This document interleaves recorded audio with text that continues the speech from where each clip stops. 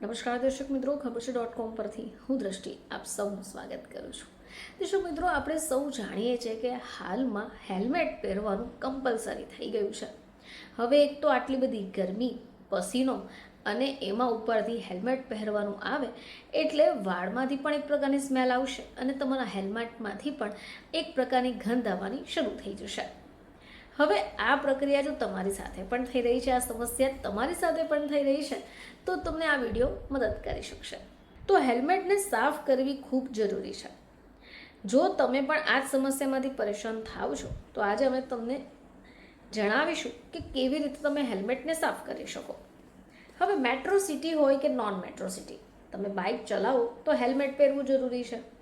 હવે ઉનાળાની આ ઋતુમાં પરસેવાને કારણે હેલ્મેટને સાફ રાખવું પણ જરૂરી છે.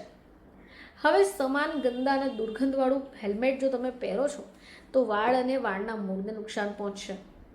હવે આવામાં હેલ્મેટને સાફ કરવી એક બેસ્ટ ઓપ્શન છે. તો દર્શક મિત્રો, જો તમે દરરોજ બાઇક ચલાવો છો, ઓફિસે બાઇક દ્વારા જાઓ છો તો તમારે હેલ્મેટ સાફ કરવું જરૂરી છે. અઠવાડિયામાં ઓછામાં ઓછું એકવાર હેલ્મેટને સાફ કરી શકો છો. જ્યારે તમે હેલ્મેટ સાફ કરશો અને ઉપયોગમાં રાખશો તો તમારું વાળ ખરવાનું જોખમ પણ ઘટશે. હવે ગરમ કે ભેજવાળા હવામાનમાં હેલ્મેટ પહેરવાથી હેલ્મેટનો પરસેવો થાય છે. હવે આવામાં હેલ્મેટમાંથી પરસેવાની દુર્ગંધ પણ આવવાની શરૂ થશે. આવી સ્થિતિમાં ગરમીને કારણે હેલ્મેટની સફાઈ થવી જરૂરી છે. જેનાથી બચવા હેલ્મેટ પહેરવા પહેલાં માથા ઉપર રૂમાલ બાંધો.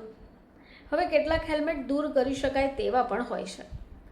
જો તમે ઈચ્છો તો તમે એને ખોલીને ધોઈ પણ શકો. હવે હેલ્મેટને સાફ કરવા પહેલાં તેને સાફ કરવાની આદત પાડવીને જરૂરી છે. જો તમે લાંબા અંતરની મુસાફરી કરો છો ત્યારે આ હેલ્મેટ ગંદુ દેખાવાનું શરૂ થશે, તો તેને તરત સાફ કરી દો. હેલ્મેટને અંદર અને બહાર સાફ કરવું જરૂરી છે. હવે હેલ્મેટને પાણી ગરમ કરીને તેમાં સાબુ ઉમેરીને પણ સાફ કરી શકો. હળવા કપડાં અથવા તમે સ્પોન્જનો ઉપયોગ પણ કરી શકો, પરંતુ રસાયણનો ઉપયોગ કરવાનું ટાળો, કારણ કે આ રસાયણો હેલ્મેટને નુકસાન પહોંચાડી શકે. જો વિઝરને સાફ કરવું મહત્વપૂર્ણ છે તો તમે ઈચ્છો તો ગરમ પાણી અથવા હાથની મદદથી પણ સાફ કરી શકો. જો હેલ્મેટના પેડને દૂર કરી શકાય એમ છે તો તેને દૂર કરો અને સરળતાથી સાફ કરો. પરંતુ જો પેડ અથવા અંદરની અસ્તરને દૂર નથી કરી શકાતી તો તમારે એને આખા શેમ્પૂવાળા પાણીમાં ડુબાડી દેવું જોઈએ. હેલ્મેટને ઓછામાં ઓછું 15થી 20 મિનિટ માટે પલાળી રાખો અને પછી એને સાફ કરી દો અને ફરીથી સાદા પાણી વડે સારી રીતે ધોઈ કાઢો. તો દર્શક મિત્રો, ગરમી અથવા ભેજને કારણે જ્યારે તમારા હેલ્મેટમાંથી દુર્ગંધ આવવાની શરૂ થાય તો તમે આવા ઉપાયોની મદદથી હેલ્મેટને સાફ કરી શકો.